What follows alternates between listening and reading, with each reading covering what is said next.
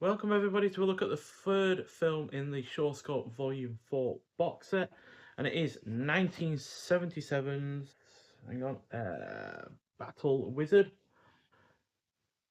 So yeah, it says full on as that poster looks, quite frankly. So yeah, it's directed by Hsueh-Li, who also did The Boxer from Shantung and co-directed The Pirate and Iron Bodyguard alongside the likes of Chang Che.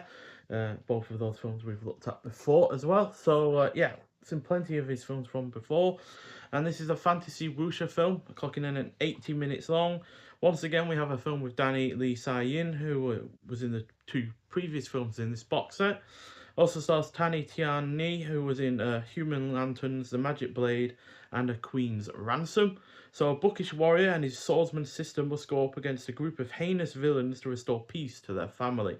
So unlike prior efforts that I've seen from the director, this is a lot more outlandish and effects driven, which isn't fully successful given its short running time, as that means that a lot is crammed in, but it is undoubtedly highly entertaining.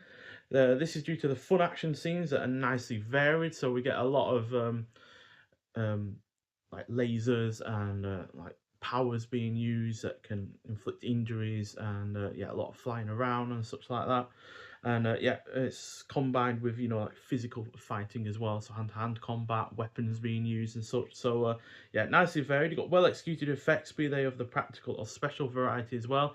The special effects look decent enough. You know how they've done, but they still look decent enough. But then you got the practical elements as well. So things being destroyed, plenty of injury detail.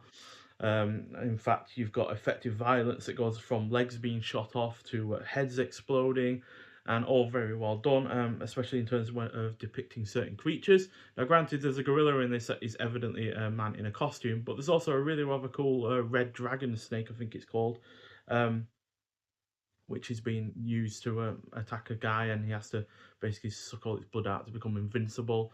There's also these little snakes that a woman controls that can burrow their way through a whole guy, while also attacking people as well. So yeah, a really rather interesting use of violence in different ways, while also the action scenes are varied.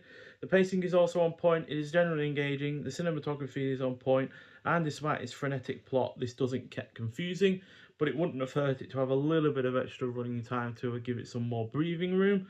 But still, it is nonetheless my current favourite out of this box set, as it gets 4 out of 5. Now, there was an extra on the Oily Maniac film release of this set. It's just that for some reason it doesn't include such an extra in the write-up on the actual box itself. You have to go looking in the special features to find out if there is what extras there are. And there is an extra for this. It's a commentary by Jonathan Clements, which goes along with a brand new 2K restoration from the original negative, and it looks and sounds really, really good. You got newly restored Mandarin and English mono audio, so unlike the previous film, which only had Mandarin mono audio, you do have a dub with this if you so wish. And you got newly translated English subtitles plus optional English subtitles for the English dub as well. So yeah, overall a really, really solid film. Like I said, my favourite of the box set so far. It's just a lot less problematic than Oily Maniac, with all of its attacks on women and all of the various ways that they are harmed.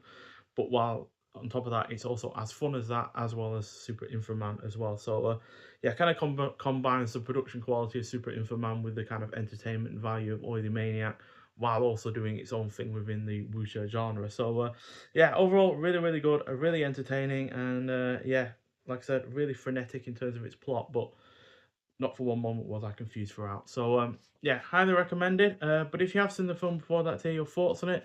But nonetheless, thank you for watching, and I'll see you with the next one. Bye.